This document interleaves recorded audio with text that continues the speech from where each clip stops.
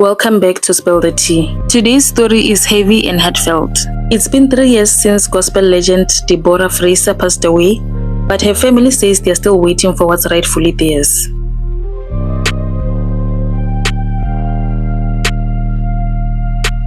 Deborah Fraser passed away in May 2022, leaving behind a powerful musical legacy and a grieving family. But according to recent reports, her loved ones are still waiting for resolution around her estate. The delay appears to be tied to legal complications, including creditor claims, estate notices, and possible disputes over beneficiary rights. The estate process can be long, especially when there are deaths, missing documents, or unclear wills. Families often face emotional strain while navigating legal systems that feel slow and impersonal. Deborah wasn't just a gospel icon.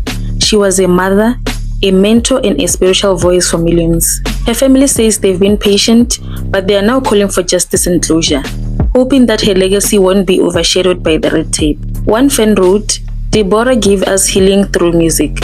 Her family deserves peace." Another said, 3 years is too long. Let's do better. Estate battles are more than paperwork.